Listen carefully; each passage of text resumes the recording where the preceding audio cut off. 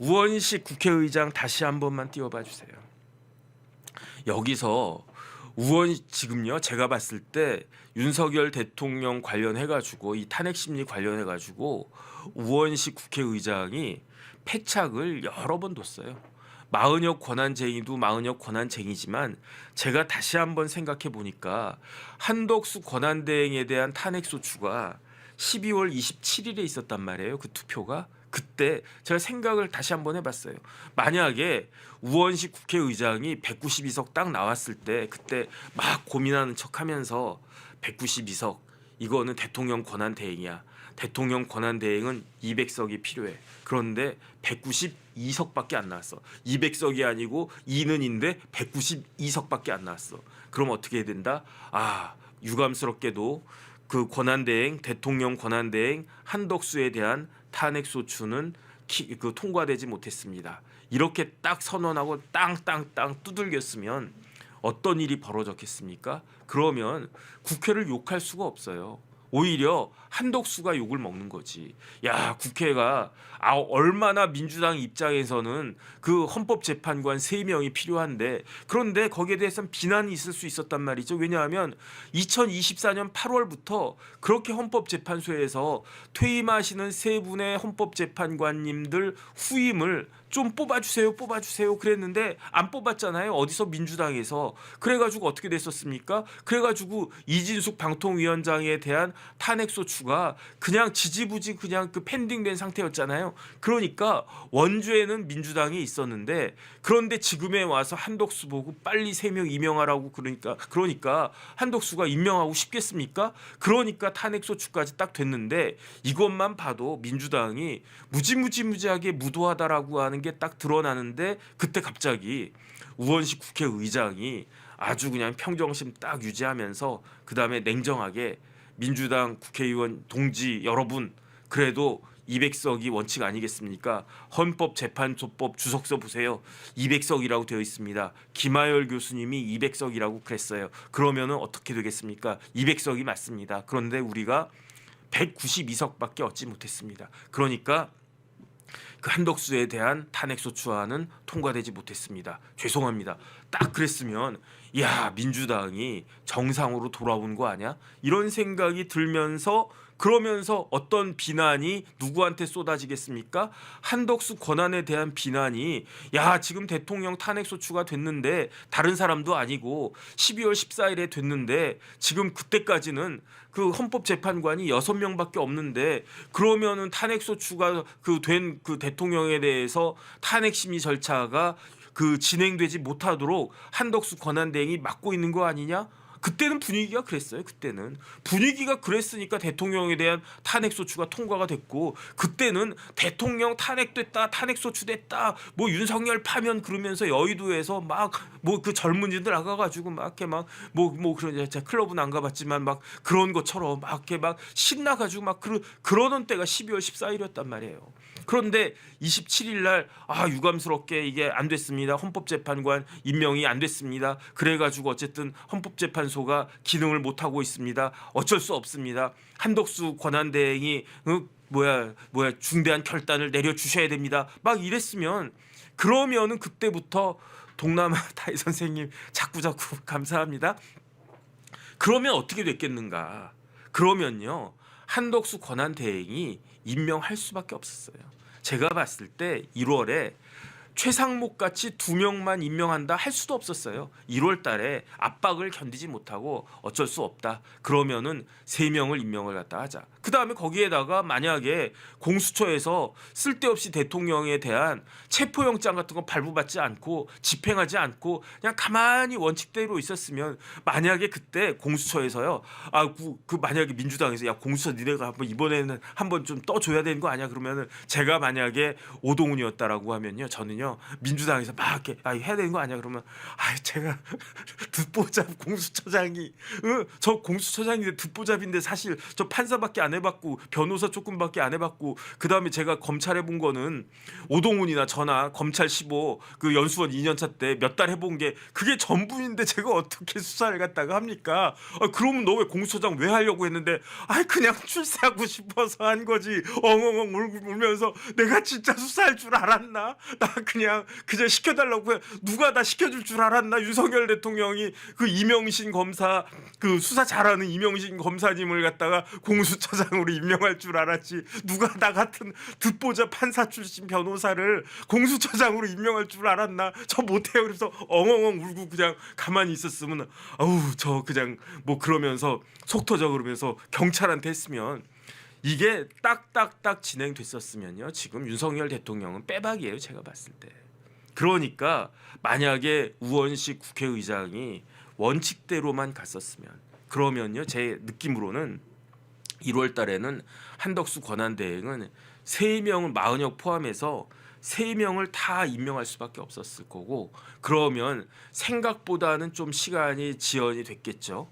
그래가지고 그 3월 14일 목표로 막 달리던 게 뭐 한 4월 14일 정도 한 달 정도 늦어질 수는 있었겠죠. 대통령 탄핵에 대한 결심과 선고가 하지만은 지금보다 훨씬 더 결과적으로는요. 지금 한덕수 탄핵 소추함으로 인해 가지고 한덕수를 빼가지고 빨리 3명이 임명되게끔 해가지고 3월 14일까지 탄핵 선고 나오게 하겠다라고 한 그 마일스톤이 그 타임 스케줄이 완전히 망가졌잖아요. 그게 편법적으로 해서 그런 거 아니겠습니까? 더군다나 지금은 마은혁 임명 안 됩니다. 제가 어제도 말씀드렸지만 마은혁 후보자는요 임명을 할 수가 없어요. 그 다음에 여기서 두 번째 패착이 있어요. 그 두 번째 패착은 누구냐?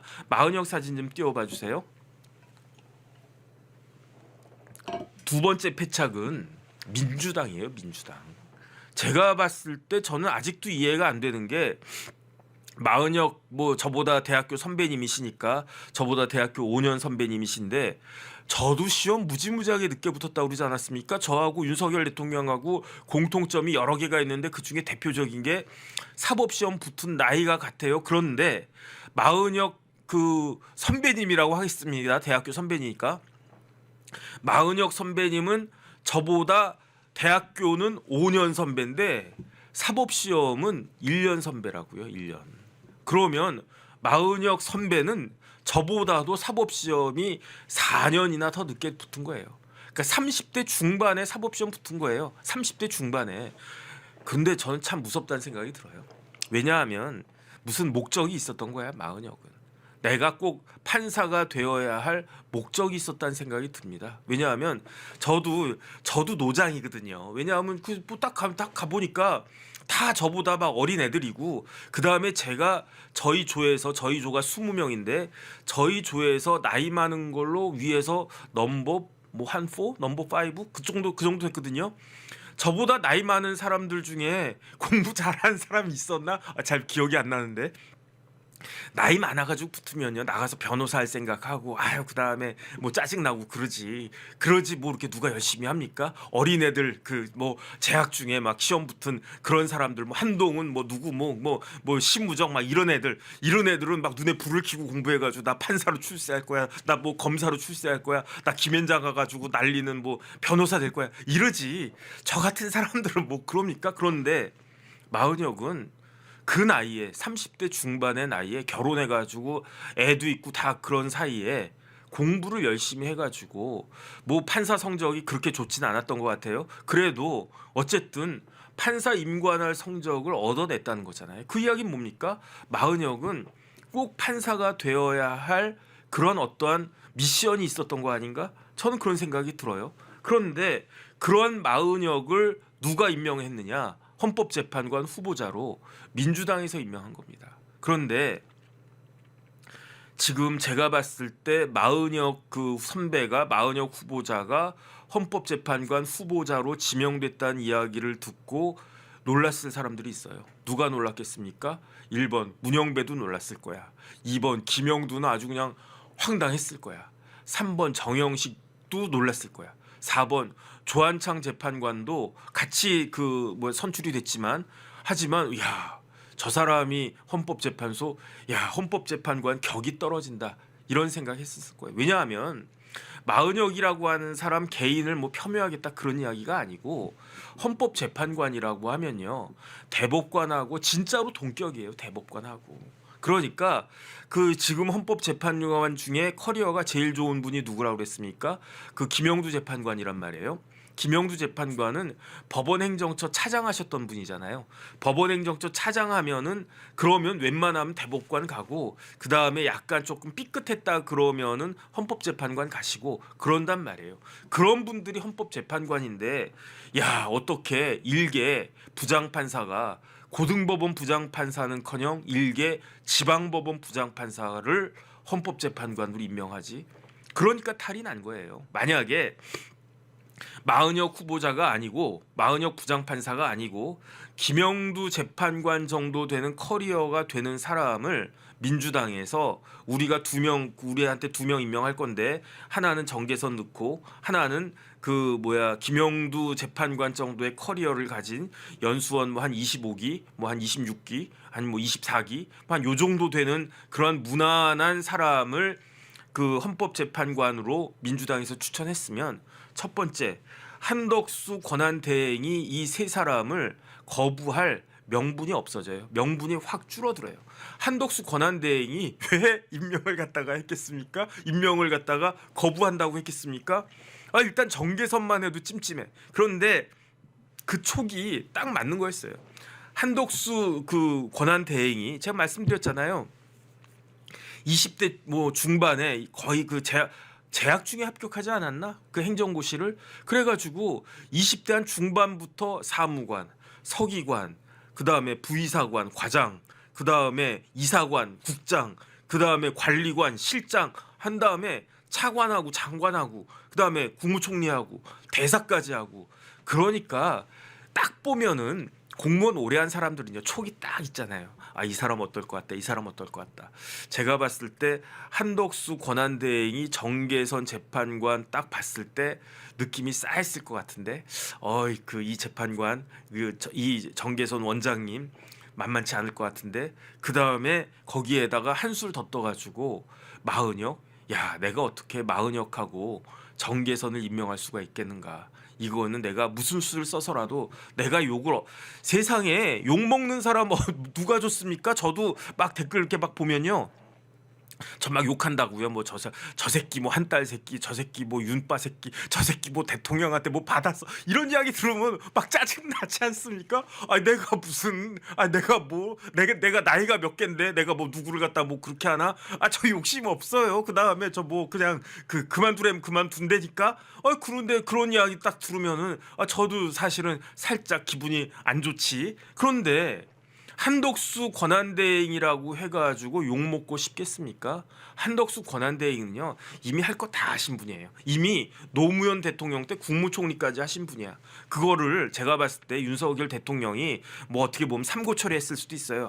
한덕수 총리님 한번 총리 좀 더 해주세요. 지금 여소야대가 너무 극심하기 때문에 어쩔 수 없습니다. 총리님이 다시 한 번만 봉사해 주세요. 그러니까 그냥 마지못해 하는 식으로 해가지고 총리를 갖다가 맡고 계신 분인데 그런 한덕수 총리가 탄핵소추 당하고 싶겠냐고. 내 나이가 몇 갠데 내 나이가 70개도 넘는데 그런데 이 나이에 내가 탄핵소추 당하고 싶겠냐고.